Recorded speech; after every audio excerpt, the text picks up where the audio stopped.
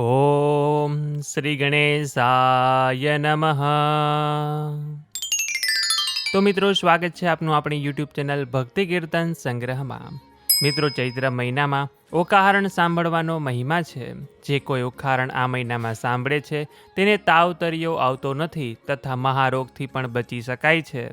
તો આવી આ પવિત્ર ઓકાહરણની કથા છે કે જે આપણે સૌ લોકો પણ આ ચૈત્ર મહિનામાં સાંભળીશું. કથા વાર્તા તથા કાવ્ય સ્વરૂપે સાંભળવાના છીએ.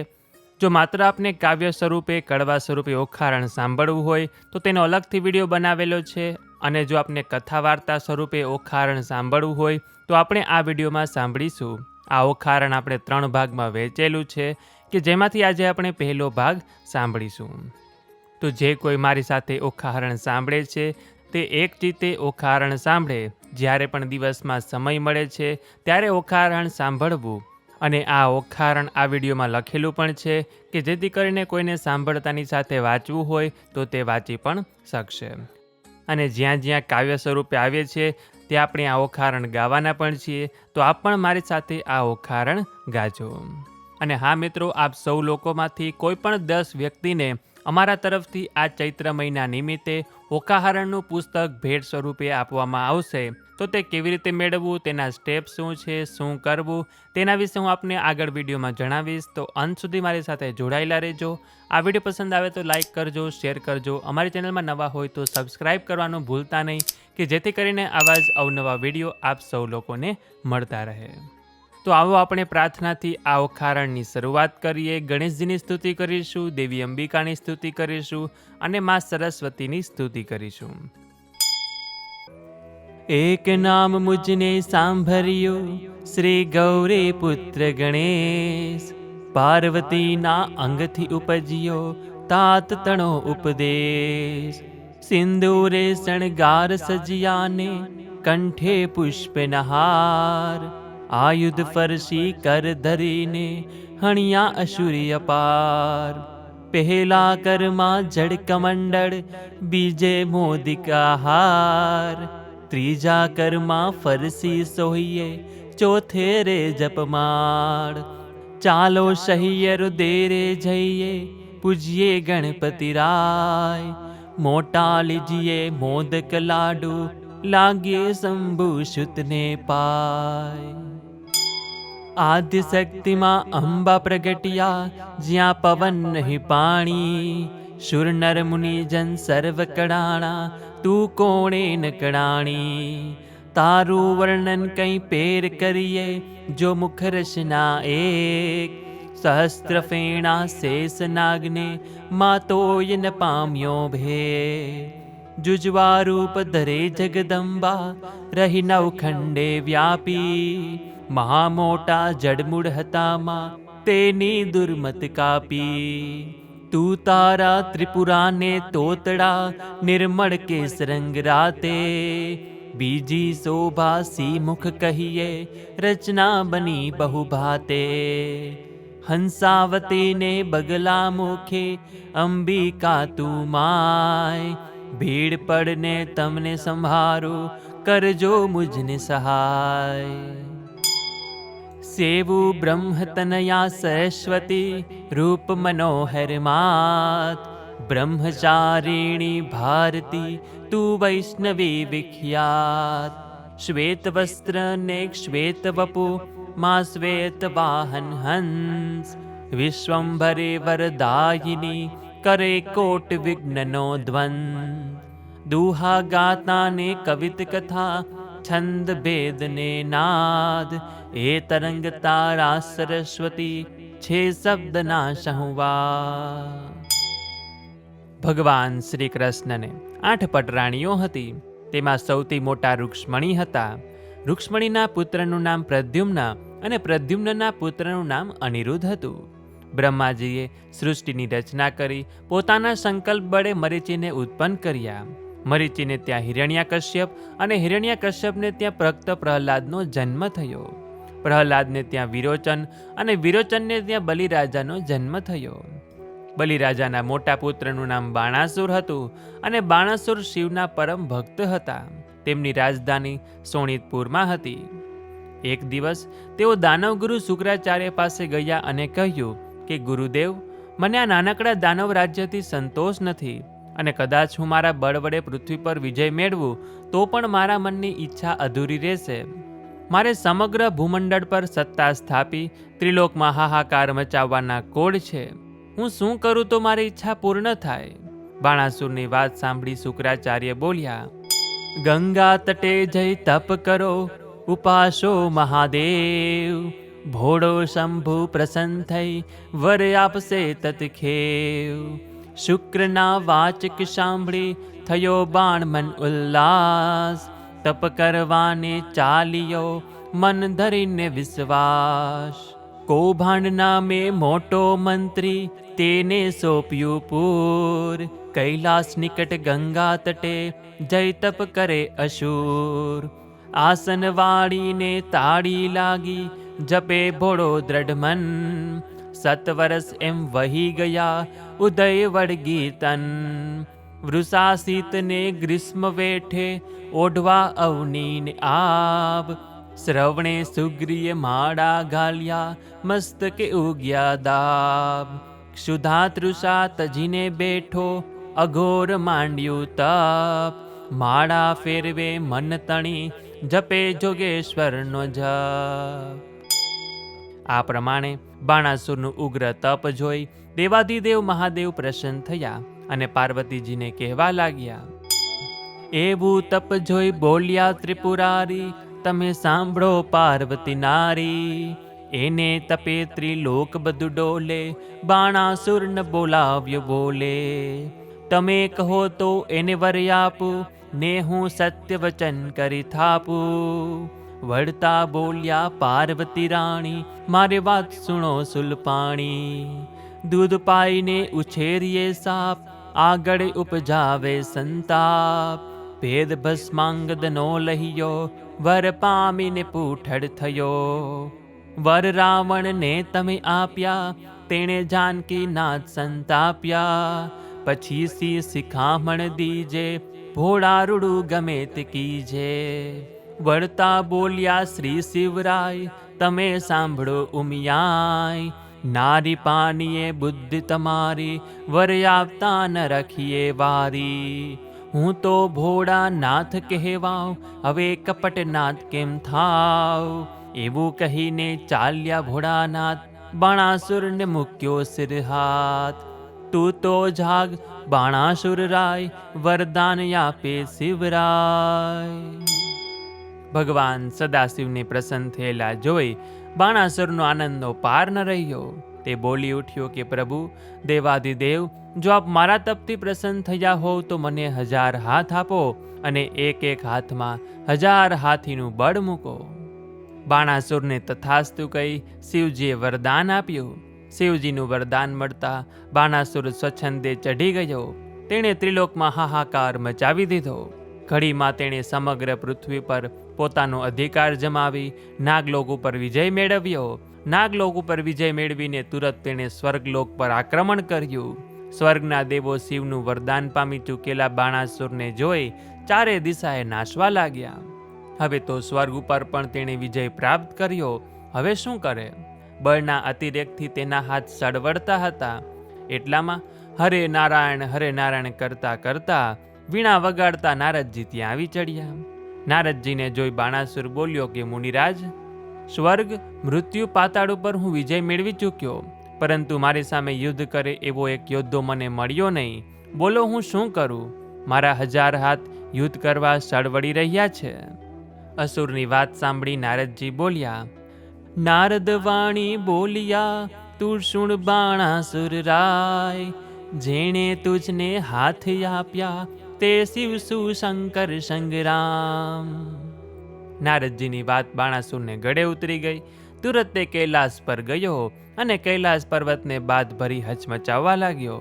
કૈલાસ પર્વતને ધ્રુજતો જોઈ પાર્વતીજી ગભરાયા અને શિવજી પાસે દોડી ગયા.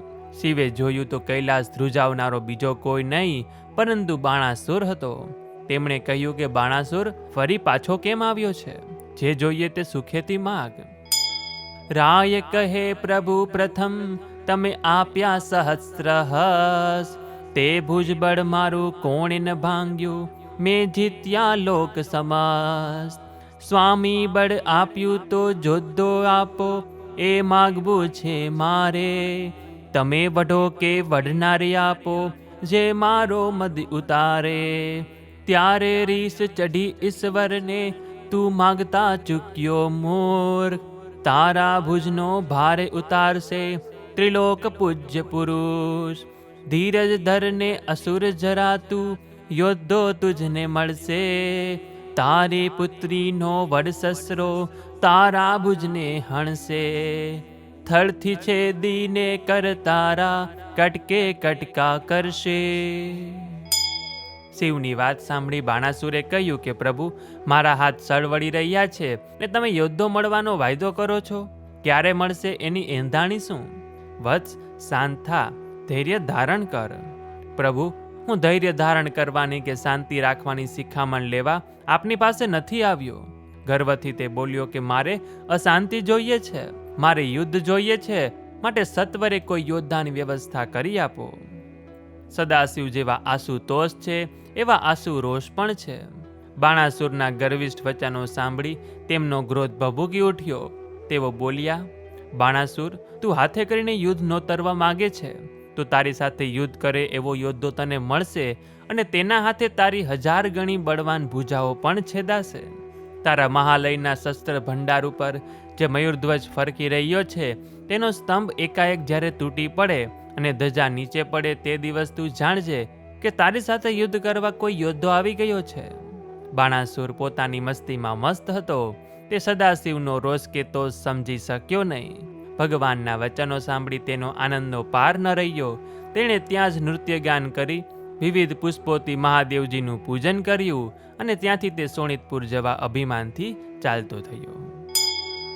જ્યારે ભગવાન શંકર પાર્વતીનું સાનિધ્ય સુખ અનુભવતા હતા ત્યારે તેઓ પલવાર પણ તેમનાથી વિકુટા રહેવા ઈચ્છતા ન હતા. પરંતુ કામો, ભોગ અને સંસારના ક્ષણિક સુખો ઘણીવાર સૌ કોઈને અકળાવી મૂકે છે. સુખથી અકળાયેલો માનવી શાંતિની પ્રાપ્તિ માટે એકાંતનો આશ્રય લે છે.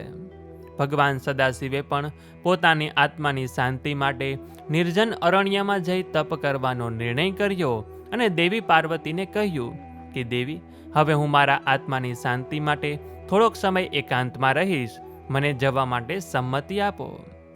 સદાશિવની વાત સાંભળી પાર્વતીને આઘાત લાગ્યો કે બે પળ તો તેઓ વિચારમાં જ પડી ગયા. સદાશિવ કૈલાસ ત્યજી દૂર દૂર કોઈ અજાણ્યા અરણ્યમાં જાય એ પાર્વતીને કેમ પાલવે? તેઓ બોલી ઉઠ્યા, નાથ, તમારા વિના આ કૈલાસ પર હું એકલી સી રીતે રહી શકીશ? એનો તો વિચાર કરો. દેવી, મેં તેનો વિચાર કર્યો છે.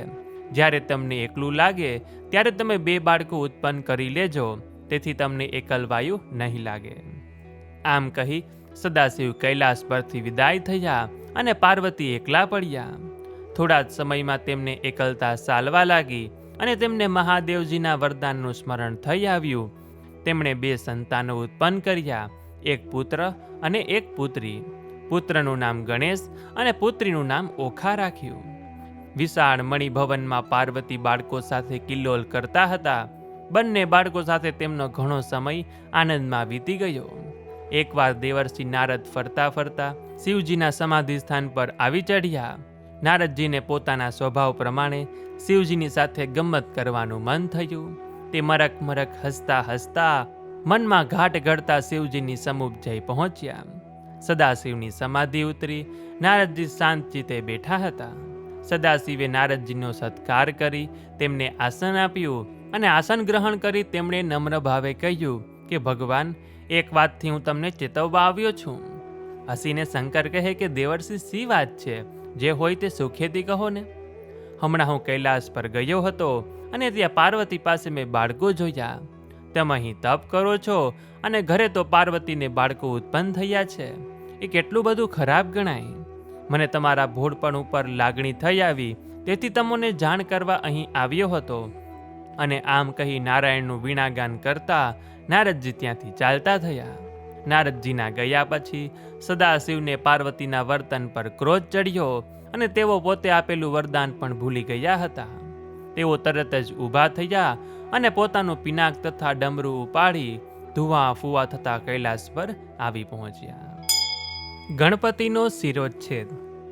ભગવાન શંકર જ્યારે મણિમહેલના દ્વાર આગળ આવ્યા ત્યારે પાર્વતી પાછળના સ્નાનાગરમાં સ્નાન કરી રહ્યા હતા.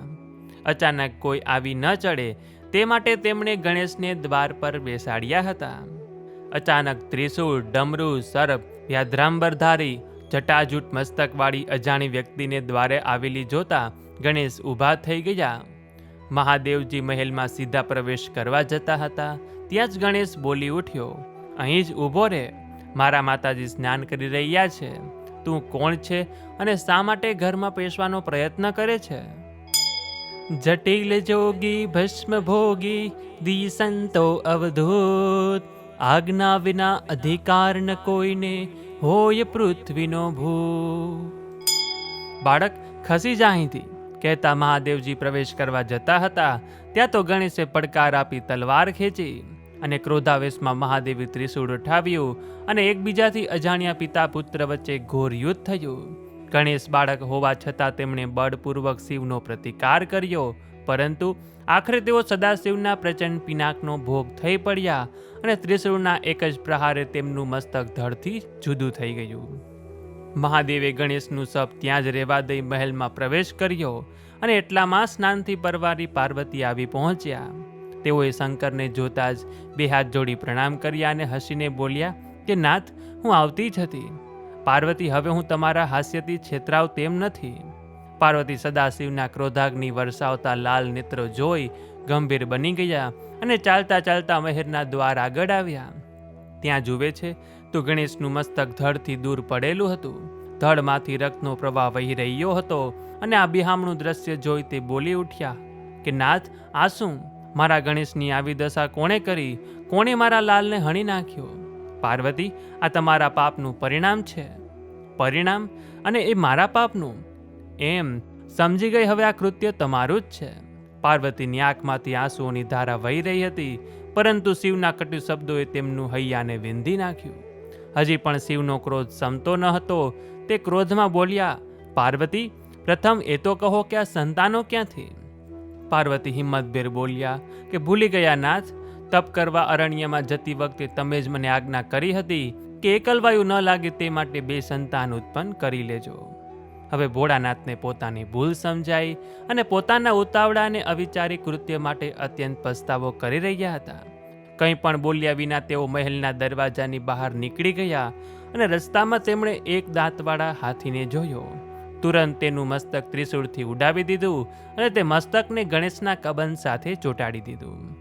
થોડી જ વારમાં શિવની અગમ્ય લીલાથી મૃત ગણેશના શરીરમાં ચૈતન્યનો સંચાર થયો ને જાણે ઊંઘમાંથી જાગતા હોય તેમ ગણેશ પાછું મરડીને બેઠા થયા. ગણેશને સજીવન થયેલો જોઈ પાર્વતીના હૈયામાં આનંદ સમાતો ન હતો, પરંતુ ગણેશની આવી બેડોળ આકૃતિ નિહાળી પાર્વતીનું મન ઉદાસ થઈ ગયું. પરંતુ ગુણજ્ઞ શંકરે કહ્યું કે દેવી, ગુણની આગળ રૂપ તુચ્છ છે. જાઓ, મારું વરદાન છે કે તમામ કાર્યોના આરંભમાં તમારા પુત્રનું નામ લેવાશે અને નહીં લેવામાં આવે તો તેમના સર્વ કાર્યો નિષ્ફળ થશે. આ સાંભળી પાર્વતીના અંતરનો ઉલ્લાસ ઝળકી ઉઠ્યો, પરંતુ તેમને એકાએક ઓખાનું સ્મરણ થઈ આવ્યું. આમ તેમ જોયું, પણ ક્યાંય ઓખાને ન જોતા તેઓ વિહ્વળ બની ઓખા ઓખા ઓખા કહી બૂમ પાડવા લાગ્યા. ગણપતિના શિરચ્છેદનું દ્રશ્ય જોઈ બિચારી ઓખા ગભરાઈ ગઈ હતી. તેથી તે બીકની મારી મીઠાની કોઠીમાં સંતાઈ ગઈ હતી. તે પાર્વતીનો સાથ સાંભળી ધ્રુજતી ધ્રુજતી બહાર નીકળી. ઓખાને જોતા જ પાર્વતીનો ક્રોધ ચડ્યો અને બોલી ઉઠ્યા, તે તારા ભાઈને મરવા દીધો અને તારો જીવ બચાવવા તું કોઠીમાં છુપાઈ ગઈ. તારા આવા નઠોર વર્તનથી મને ઘણું દુઃખ થયું છે. તારા આ ગુણહીન અને રાક્ષસી સ્વભાવથી જા. તારો જન્મ રાક્ષસ કુળમાં થશે અને તું 1 વર્ષ સુધી મીઠાની કોઠીમાં જ રહેશે. માતાનો આવો કઠોર શાપ સાંભળી ઓખાને અત્યંત દુઃખ થયું. વચન એવું સાંભળીને દુઃખ પામી મન, લવણ મધ્યે કોમળ કાયા કેમ જાશે વર્ષધન. ગદગદ કંઠે ઓખા બોલી, દયા કરો મુજ માત, અપરાધ કિંચિત માત્ર છે તેમાં આવડી સિઘાત. મેં સાપ તમારો શીશ ચડાવ્યો, અનાદર કેમ થાય? માતા કહે મહિમા વધશે, તારો મૃત્યુલોકમાય. હવે પાર્વતીને નિર્દોષ ઓખા પર દયા આવી અને તેથી બોલ્યા કે ઓખા, હવે એકમાત્ર ઉપાય છે કે જેથી તું શાપ મુક્ત થઈશ. જ્યારે ચૈત્ર મહિનો આવે ત્યારે તું અલુણા વ્રત કરજે. ચૈત્ર માસે લવણ કેરો કરે સંગ્રહ જે, પાર્વતી પુત્રીને કહે તે દુઃખ પામે દે. ચૈત્ર માસના 30 દહાડા અન્ન અલુણું ખાય, 30 નહીં તો 5 દહાડા પાછલા કહેવાય. 5 દિવસ જો નવ પાડે તો 3 દિવસ 20, 3 દિવસ 9 થાય તો કરવો દિવસ 1. આ પ્રકારે વ્રત કરવું સમગ્ર સ્ત્રીજન, અલુણું ખાય અવનિ સૂવે વળી એક ઉજ્જવલ અન્ન. હું સાપ મોચન તુજને કહું છું, બોલ્યા પાર્વતી માય.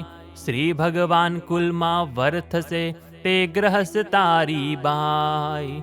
સર્વે દોષ ટળશે તે થકી સાંભળ્યો ખાબાય. સંતોષી એમ એ સર્વે કહી આનંદ પામ્યા સહી. તે પછી ઓખા પોતાનો સાપ મટાડવા મીઠાની કોઠીમાં ઓગળી ગઈ. વાંઝિયા મેણું. હવે અહીં બાણાસુરને ત્યાં એક અદ્ભુત ઘટના થઈ. રાજમહેલને વાળવા સવારના પહોરમાં એક ઝાડુવાળી બાઈ આવી. એક સમય ચંડાલણી ઊભી રાજદ્વાર, વાસીદું વાડી કરી કીધું ઝાક જમાડ.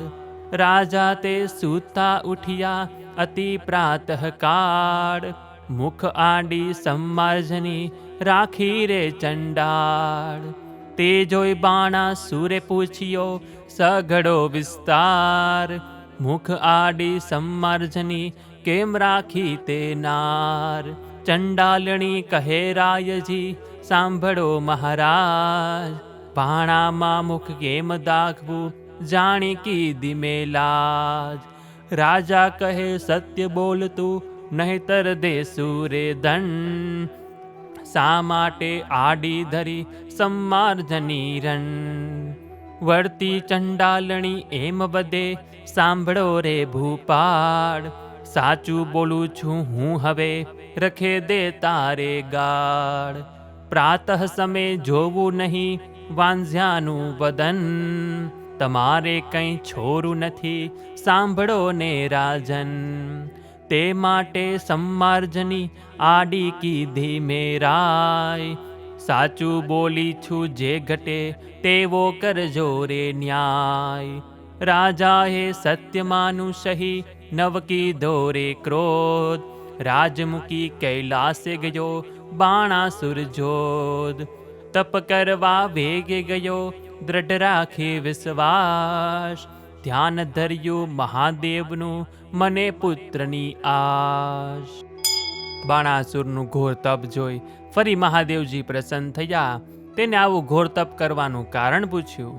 બાણાસુર બોલ્યો કે ભગવાન, હું વાંઝ્યો છું અને સંસારમાં વાંઝ્યો ચંડાળ ગણાય છે, તો દયા કરીને નાથ મારું વાંઝ્યા મેણું ટાળો. બાણાસુરની વાત સાંભળી મહાદેવજીએ કહ્યું કે બાણાસુર, જન્મથી કોઈ ચંડાળ નથી, પણ પોતાના કર્મોથી ચંડાળ કે ઊંચો બને છે. ચંડાળ તો કોઈ નથી રાય, 10 વિધ ના કહેવાય. પહેલો ચંડાળ તેને કહીએ નદી ઉતરી નવ નહાય. બીજો ચંડાળ તેને કહીએ પુત્રીનું ધન ખાય. ત્રીજો ચંડાળ તેને કહીએ ડૂબવે માત પિતાય. ચોથો ચંડાળ તેને કહીએ અરે પારકું ધન. પાંચમો ચંડાળ તેને કહીએ જેનું મેલું મન. છઠ્ઠો ચંડાળ તેને કહીએ કર્માયુ વદન. સાતમો ચંડાળ તેને કહીએ વેચે તનિયા તન. આઠમો ચંડાળ તેને કહીએ અરે પાર કિનાર. નવમો ચંડાળ તેને કહીએ જૂઠો સાક્ષી થનાર. દસમો ચંડાળ તેને કહીએ કરે કરમ ચંડાળ. આ પ્રમાણે કહી મહાદેવજીએ ચિત્રગુપ્તને બોલાવી તેના કર્મો જોવા માટે કહ્યું. ચિત્રગુપ્ત તેના કર્મ જોઈ બોલ્યો કે રાજન, પૂર્વજન્મમાં તું વૈશ્ય હતો અને તારે પેટે એક પુત્ર હતો. એકવાર તું જમવા બેઠો અને તે વેળા તારો પુત્ર માટીવાળા હાથે આવ્યો અને તારા ભાણામાં હાથ નાખ્યો. તેથી તને સૂગ આવીને ત્યાંથી બાળકને તે કૂતરાની પેઠે હાંકી મેલ્યો અને આથી તે બાળકને રીસ ચઢી અને તેને શાપ આપ્યો કે તને તારા પુત્ર ઉપર પણ વહાલ નથી, તો તું નવા જન્મમાં વાંઝ્યો રહેશે. ચિત્રગુપ્તની વાત સાંભળી મહાદેવજી બોલ્યા કે રાજન, તારા ભાગ્યમાં પુત્રનું સુખ નથી તો ક્યાંથી મળે? તે સાંભળી બાણાસુર કહે કે પ્રભુ, પુત્રનું સુખ ન હોય તો મને પુત્રી આપો કે જેથી મારું વાંઝ્યા મેણું ટળે. તથાસ્તુ એમ કહી શંકરે વરદાન આપ્યું અને અદૃશ્ય થયા. બાણાસુર ભગવાન શંકરનું વરદાન પામી શોણિતપુરમાં આવ્યો અને થોડા સમયમાં મહારાણી બાણમતીને સારા દિવસો આવ્યા અને પૂરા માસે તેણે એક રૂપાળી પુત્રીને જન્મ આપ્યો. ઓખા અને ચિત્રલેખા. આ પ્રમાણે ઓખાનો જન્મ માતા પાર્વતીના શાપના આધારે રાક્ષસ કુળમાં બાણાસુરને ત્યાં થયો અને તે વેળા એક અદ્ભુત ઘટના બની. આકાશમાં ગડગડાટ સાથે આકાશવાણી થઈ કે હે બાણાસુર, જ્યારે આ પુત્રીના લગ્ન થશે ત્યારે હાહાકાર વર્તાશે અને તારો જમાઈ તારા 1000 હાથનો ભાર ઉતારશે. આ પહેલા બાણાસુરે પોતાના પ્રધાન કૌમાનને બધી વાત કરી રાખી હતી. આકાશવાણી સાંભળી ચતુર કૌભાંડે તુરત જ પોતાની બુદ્ધિનો ઉપયોગ કર્યો. શોણિતપુરની ચારે દિશાએ ગુપ્તચરો ગોઠવી દીધા અને સૈનિકોને સૂચના આપી કે ગમે તે દિશામાંથી કોઈ યોદ્ધો આવે તો તુરત મને જાણ કરવી. ઉપરાંત બાણાસુરના રાજમહેલ ઉપર લહેરાતા મયુરધ્વજના સંરક્ષણ માટે પણ રક્ષકોની અલગ ટુકડી નિમણૂક કરી. દિવસે દિવસે ઓખા મોટી થતી જતી અને ધીમે ધીમે મોટી થવા લાગી. એકવાર દેવ પાતાળે નાઠા બાણાસુરના તાપથી, ત્યારે વરુણ કેરા લોકમાં કન્યા પ્રગટી આપથી. મધુર વાણીથી કન્યા બોલી, કહો મુજ સરખું કામ. ત્યારે દેવો કહે દૈત્ય દુઃખ દે છે બાણાસુર જેનું નામ. કન્યા કહે નવ દુઃખ ધરો બાણાસુર આવશે પાતાળ. ત્યારે પુત્રી કરીને સોંપજો હું થઈશ તેની કાળ. પાતાળમાં ગયેલો બાણાસુર આ નાનકડી ફૂલ જેવી બાળાને જોઈ રાજી થયો અને બહાલપૂર્વક તેને રમાડવા લાગ્યો. બાળા એટલી રૂપાળી હતી કે કેમે કરીને તેને મૂકવાનું મન ન થાય. તેથી તેણે આ બાળાની માગણી કરી. બાણાસુરની માગણીથી પાતાળના નાગરાજે આ બાળા તેને સોંપી અને બાળા લઈને તે શોણિતપુર આવ્યો. પ્રધાન કૌભાંડે આ રૂપાળી બાળા જોઈને કહ્યું કે મહારાજ, આ બાળકી મને આપો, હું તેને ઉછેરીને મોટી કરીશ. આપના ઉપર તો ભગવાનની દયા થઈ છે, જેથી ઓખા બહેનનો જન્મ થયો છે. હું નિસંતાન છું તો મને પણ એક પ્રકારનો લાવો મળશે. ભલે, એમ કહી બાણાસુરે આ બાળા પોતાના મંત્રી કૌભાંડને સોંપી. કૌભાંડે જોશીઓને બોલાવી તેમના કહ્યા પ્રમાણે તેનું નામ ચિત્રલેખા પાડ્યું. એક પછી એક દિવસો વીતવા લાગ્યા અને તેમ ચિત્રલેખા પણ મોટી થવા લાગી. ધીમે ધીમે ઓખા અને ચિત્રલેખાને બહેનપણા થયા. હંમેશા બંને સાથે રમે ને સાથે જમે, એકબીજાથી ભાગ્યે જ વિખૂટા પડે. જેમ જેમ ઓખા મોટી થતી ગઈ તેમ તેમ બાણાસુરની ચિંતા વધતી ગઈ. તેથી તેણે ઓખાને રહેવા માટે એક દંડિયો મહેલ ચણાવ્યો અને તેને તેમાં રાખી. તેની બહેનપણી ચિત્રલેખાને પણ તેની સાથે જ રાખી. મહેલને ફરતા રક્ષકો મૂકી તેમને સાવધાન રહેવાની સૂચના આપી અને મહેલમાં સુખ સાહેબીની કોઈ ખામી જ નથી. ઓખાને જે જોઈએ તે ઘડીકમાં પહોંચી જતું. ચિત્રલેખાને ઓખા હિંડોળા ખાટ પર હીચે, સાકટા બાજી રમે, આનંદ પ્રમોદમાં દિવસો વિતાવે. સમયની સાથે સાથે ઓખા મોટી થઈ અને તેણે યૌવનના ઉંબરામાં પગ મૂક્યો.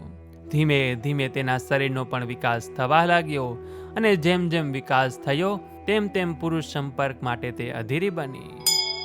રૂડું જો બન્યો બાંધ્યું રે ઓખા નાનડી રે લોલ. મારે જો બનિયાની જાય બેની ઘડી ઘડી રે લોલ. તું તો સાંભળ સૈયર મારી બેનડી રે લોલ. મારો મૂર્ખ પિતા જાણે કંઈ જોતો નથી રે લોલ. ઓખાની મનોવેદના સાંભળી ચિત્રલેખા બોલી કે બહેન, તારી અને મારી એક જ સ્થિતિ છે, પરંતુ તારા કે મારા લગ્ન થવાના નથી. જો તને બાણાસુર પરણાવે તો તારા પતિ તેમના હાથ છેદે એવી આકાશવાણી થઈ હતી, અને જો મને મારો પિતા પરણાવે તો પછી તારી દેખરેખ કોણ રાખે? એટલે તું લગ્નની વાત કરીશ જ નહીં. આપણે એક દંડિયા મહેલને ફરતા ઘણા ગુપ્તચરો રાખેલા છે, માટે તું પૂજનનો થાળ તૈયાર કર, એટલે આપણે શિવ મંદિરે જઈએ, ત્યાં બેસીને વાતો કરીશું. ઓખાએ તેની માતાની આજ્ઞા મંગાવી અને ત્યાં બાણામતી કહેવરાવ્યું કે બેટી, આપણે મંદિર જવાની આવશ્યકતા નથી. પોતે મહાદેવજી અહીં આવે છે, એટલે ત્યાં જવાનો કોઈ અર્થ નથી. અહીં પણ દર્શન થશે જ. ઓખાનું ગૌરી વ્રત. માતાનો આવો સંદેશો સાંભળી ઓખાને ચિત્રલેખા નિરાશ થયા, છતાં સરખા સરખી બહેનપણીઓ વાતે વળી અને તેમણે માતા ઉમિયાનું પૂજન કરવા જવાની સંમતિ મેળવી લીધી. પૂજન થાળ હાથમાં લઈ પોતાની સખીઓ સાથે ગંગા કાંઠે ચાલી. ચિત્રલેખાને કહે ઓખાય, ચાલો શૈયર પૂજીએ ઉમિયાય. ચંદન પાત્ર કુસુમ નહાર, શ્રીફળ ફોફળ મૂક્યા સાર. નૈવેદ્ય બિજોરાને શર્કરા સાર, પૂજા થાળ ગ્રહી કરનાર. ઉપહાર લઈને ચાલ્યા સતી, મનમાં વિરવની ચટપટી. ગંગા નહવા ગયા ઉમિયા માત, તે ઓખા ચિત્રલેખા જાણી વાત. સંગાથે લીધી સહસ્રત સખી, બાંધી આયુધ અબલા અંગ રખી. મદને ઘેલી બનીને જતી, થઈ છે ઉદય ભાગ્યની રતી. જય પાર્વતીને લાગ્યા પાય, મસ્તક કર મૂક્યો ઉમિયાય. લીધું ચરણામૃત અંજલિ ભરી, 1650 માની પૂજા કરી. કુસુમહાર કંઠે ધરાવતી, અગર ધૂપે કરી આરતી. પૂજા કરી ફરી લાગ્યા પાય, વદે દેવ દીકરી વર માગ. કન્યા કહે રૂપ કંદર્પ કોડ, એવા વરની માગું જોડ. ઉમિયા કહે માગ બીજી વાર, તોય તેણે માગ્યો ભરથાર. ત્રીજી વાર કહ્યું માગ ફરી, આપો સુંદર સ્વામી ઓચરી. દેવી કહે વરદાન હશે ખરા, જા કન્યા પરણે 3 વરા. ઓખા કહે કર્મે દઈ હાથ, 3 નાથ તે મહા ઉત્પાત. મેં પૂજ્યા તમને સ્વાર્થ, એમ પરણે લોકમાં હસારત. દેવી કહે ટાળું સંદે, 3 વાર પરણીશ તેનો તે. શુભ સ્વામી ઈચ્છે જો તરત, તો જય કરજે અલુણું વ્રત. ઓખાને માતા ઉમિયાજીએ 3 વરનું વરદાન આપ્યું, અને એ વાત બાણાસુરે જાણી એટલે તેના ક્રોધનો પાર રહ્યો નહીં. ખડક ખેંચી પુત્રીની હત્યા કરવા તત્પર બન્યો, અને રાજાને ક્રોધે ભરાયેલો જોઈ દાનવગુરુ શુક્રાચાર્ય ત્યાં દોડી આવ્યા અને તેને આશ્વાસન આપી શાંત કર્યો. તેમણે કહ્યું કે જે પિતા પોતાના હાથે કન્યાદાન કરે તેને કોટી યજ્ઞનું ફળ મળે. વળી જે ભવિષ્ય લખાયેલું છે તે કોઈથી ટાળ્યું ટળતું નથી. દિવસે દિવસે ઓખા સોહામણી બનતી જતી, અને ચિત્રલેખાનું રૂપ પણ 16 કલાએ ખીલતું હતું. ઓખાને વિના કારણે શણગાર સજતી જોઈ ચિત્રલેખમાં વ્યંગમાં બોલી, ઓખા તારે શ્રવણ જબુ કે ઝાલ રે. ઓખા તારે કુમકુમ રાતા ગાલ રે. ઓખા તું તો ચાલે હંસની ચાલ રે. ઓખા તારે ચોડીને ચુંદડી રે. ઓખા તારે બાય રૂપાડા બાજુ બંધ રે. ઓખા તારું મુખડું પૂનમ ચંદ રે. ઓખા તારા શોભિતા શણગાર રે. ઓખા તારા તેજ તણો નહીં પાર રે. આમ બંને સખીઓ એકબીજા સાથે આનંદ પ્રમોદ કરી હૈયું હળવું કરી લેતી. વિચારી ઓખાનું હૃદય સરખી સૈયરોને સાસરે જતી જોઈ આકુળ વ્યાકુળ થઈ જતું હતું. વરવરવાને જોગ થઈ, પ્રગટ્યા તે સ્ત્રીના ચેનજી. ઓખા કહે છે ચિત્રલેખાને, એક વાત સાંભળને બેનજી. સૈયર સૂરે કીજે મારી બેની, દહાડા કેમ લીજે જી. જંપે ભૂંડું મારું જોબનિયોને, મદપૂરણ મુજકાય જી. પિતા તો પ્રીછે નહીં, મારો કુવારો ભવ કેમ જાય જી. સહુ કો સાસરે જાયને આવે, સૈયરો મુજ સમાણી જી. હું અપરાધ વણ ઘણું રે પીડાણી, આંખે ભરું નિત્ય પાણી જી. ધન્ય ધન્ય તે કામની, જેણે કંથને કંઠ ગ્રહી રાખ્યો જી. હું અભાગણીએ પરણ્યા પિયુનો, અધર સુધારસન ચાખ્યો જી. મર્યાદા સાચવવા માટે માણસ, કરે આંખનો અણસારો જી. તે સુખ તો મેં સ્વપ્ને ન દીઠું, વ્યર્થ ગયો જન્મારો જી. સ્વામી કેરો સંગ નહીં નારીને, એથી બીજું શું નરતું જી. હવે આસાસી પરણ્યા તણી, મારું જો બંધાય ઝરતું જી. શિખામણ દે છે ચિત્રલેખા જો, તું સાંભળ બાળ સ્નેહા જો. એમ છોકરવાદી નવ કીજે જો, બાઈ બળિયા બાપથી બીજે જો. એવું નીચ સમજવું એ જો, આ પણ મોટા માપના છોરું જો. એમ લાંછન લાગે કુળમાં, પ્રતિષ્ઠ જાય એક પળમાં જો. કીજે કહ્યું હોય જ તાતે જો, નવ જઈએ બીજી વાટે જો. હું તો રહી છું રક્ષા સારું જો, બેની તું તો માણસ નહીં વારું જો. બહેન ઓખા, મારા પિતાએ મને તારા રક્ષણ માટે અહીં મૂકી છે, માટે તું ઉતાવળિયું પગલું ભરવાની વાત કરીશ નહીં. જેમ તારું હૈયું આકુળ વ્યાકુળ થાય છે, તેમ મારું હૃદય પણ અકળામણ અનુભવે છે. હવે તો આપણે ગોબરી વ્રત કરી ગોર્યમાના શરણે ગયા વિના ઉદ્ધાર નથી. તેવો જ આપણી મનોકામના પૂરી કરશે. બંને સહિયરો ગૌરીમાં પાસે જઈને પ્રાર્થના કરવા લાગ્યા. ગોર્યમાં માગું રે મારા બાપના રાજ, માતા સદાય સોહામણી. ગોર્યમાં માગું રે મારા ભાઈના રાજ, ભાભીને હાલ હુલાવતી. ગોર્યમાં માગું રે મારા સસરાના રાજ, સાસુને પ્રજા ઘણી. ગોર્યમાં માગું રે દિયર જેઠના રાજ, દેરાણી જેઠાણીના જોડેલા. ગોર્યમાં માગું રે તમારી પાસ, અખંડ હેવાદન ઘાટડી. ગોર્યમાં માગું રે હું વારંવાર, ચાંદલો ચૂલો ને રાખડી. ગોર્યમાં માગું રે સરખા સરખી જોડ, પાથે મન ગમતો ધણી. ગૌરી પૂજન કરીને મનમાં અનેક મનોરથ ઘડતા ઘડતા બંને બહેનપણીઓ પથારીમાં પડી. ક્યારે સવાર થયું તેનું જાણ થઈ નહીં. જ્યારે રાજમહેલમાં બીજા પ્રહરના ચોઘડિયા વાગી ઉઠ્યા, ત્યારે ઓખાએ આંખ ઉગાડી. તેણે રાત્રે એક અદ્ભુત સ્વપ્ન જોયું હતું, તેથી તે બેબાકડી બની ચારે બાજુ જોવા લાગી. ચિત્રલેખા પોતાની બહેનપણીની ચિત્તભ્રમ જેવી દશા જોઈ ચિંતામાં પડી. ઓખાનું સ્વપ્ન. ઓખા ચિત્રલેખા પાસે દોડી ગઈ અને તેના ખોળામાં માથું મૂકી પોતાના સ્વપ્નની વાત કહેવા લાગી. તે બોલી કે બહેન, આજના પ્રભાતથી જ મારું મન વ્યગ્ર બની ગયું છે. સખી, પણ તારી વ્યગ્રતાનું કારણ?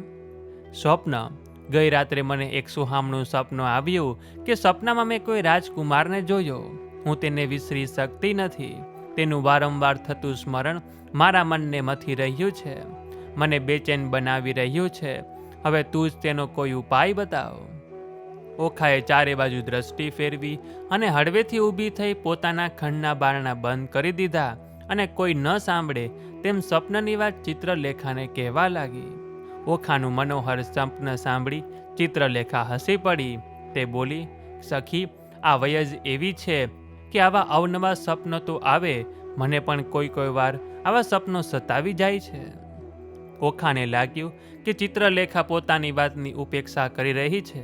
તેથી તે બોલી, ચિત્રલેખા, તને પણ જો આવા સપના આવતા હોય તો તારા મનને સી રીતે શાંત રાખી શકે છે? મને મારા સ્વપ્નમાં આવેલા મારા સ્વામીના મધુર સ્પર્શે એવી અશાંત કરી મૂકી છે કે ન પૂછો વાત. ચિત્રલેખા, મને એ મારા સ્વપ્ન સ્વામી નહીં મળે ત્યાં સુધી મારી વ્યથા શાંત નહીં થાય. મારા દેવ સમાન સ્વપ્ન સ્વામી સાથે હું મનોમન વરી ચૂકી છું. બહેન, મારી વાત ગંભીરતાથી સાંભળ. મને મારા સ્વામીએ સ્વપ્નમાં જે સુખ આપ્યું છે, એવું સુખ ત્રિભુવનમાં મને કોઈ પણ આપી શકે તેમ નથી. તો બહેન, તને સ્વપ્નમાં જે સ્વામીના દર્શન થયા તેને તું ઓળખી શકીશ ખરા? સખી, ઓળખવાની વાત શી કરે? એ તો મારા મનમાંથી પણ ભૂસાય તેમ નથી. તેમની મનોરમ્ય મૂર્તિ મારી આંખો સમક્ષ અત્યારે પણ તરવરી રહી છે. સ્વપ્નાંતરમાં દીઠી સોરઠિયાની જાન રે, સ્વપ્નાંતરમાં વડસસરો ભગવાન રે, સ્વપ્નાંતરમાં ખડકે મીંઢણ ચૂડી રે, સ્વપ્નાંતરમાં ઓખા દિશે છે અતિરૂડી રે, સ્વપ્નાંતરમાં વરત્યા છે મંગળ ચાર રે, સ્વપ્નાંતરમાં આરોગ્ય કંસાર રે, સ્વપ્નાંતરમાં કરે છે પિયુજી શું વાત રે, સ્વપ્નાંતરમાં હસી હસી તાળી લે હાથ રે, ચિત્રલેખા ભરી રે નિંદ્રામાંથી જાગી રે, ઓખાબાઈને કોણ કરમ ગતિ લાગી રે, ઓખાબાઈને નાટક ચેટક લાગ્યું રે, તે તો કેમ કરી થાય અડગું રે, જાગરે ઓખા જે જોઈએ તે માગરે, ઓખા ભરી રે નિંદરમાંથી જાગી અંગો અંગ અંગીઠી લાગી, ફટ પાપણી સીધને જગાડી મને ભર્યા અમૃતમાંથી કહાડી, ફટ પાપણી એ શું કીધું અમૃત લઈને વિખજ દીધું, બીડી પાનની અડધી કરડી ખાધી મનવીના મુખ કરડી, જુઓ મારા કરમની કરણી વચ્ચે મેલી ગયા મુને બરણી, મારા પિયુને જે મતી આપી મારા નાથ ગયા રે દિસાવી, મારા હૈયા કેરો રૂડો હાર આણી રે આણી આપો વાર, રિસાઈ ગયો રમણ કરતા સ્વપ્નાંતરની વાત રે, ઓચિંતી ઉઠી જાગી સાચે માંડ્યો આંસુ પાત રે, સામેરી સજન વડાવ્યો તાતી વેલું માહે,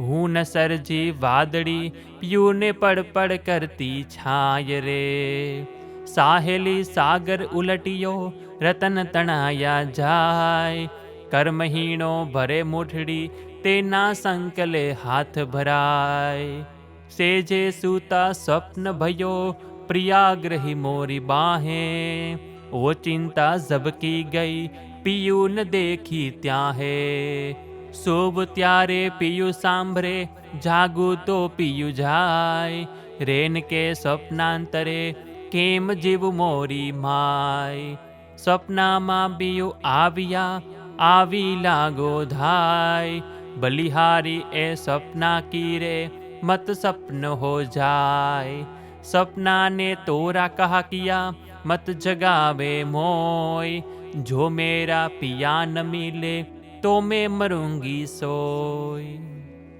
સ્વપ્ન સાચું ન હોય સહિયર મારી સ્વપ્ન સાચું ન હોય, એક રાજા હતો તે રાજ પામ્યો સ્વપ્નાંતર મોજાર, હસ્તી ઝૂલે તેને બારણે રથ ઘોડા પરમ વિશાળ, જાગીને જોવા જાય ત્યારે ગંધર્વ ન મળે એક, એક નિર્ધનિયો તે ધન પામ્યો સ્વપ્નાંતરમાં સાર, તેને દેશ વિદેશ વહાણ ચાલે વાણોતર છે સાર, જાગીને જોવા લાગ્યો ત્યારે કોને લાવે પાસ, જાગીને જોવા લાગ્યો ત્યારે કોને લાવે પાસ, એક મૂરખ હતો તે સ્વપ્નાંતરમાં ભણ્યો વેદ પુરાણ, જાગીને ભણવા જાય ત્યારે મુખે ન આવડે પાષાણ, એક વાણિયો તે સ્વપ્નાંતરમાં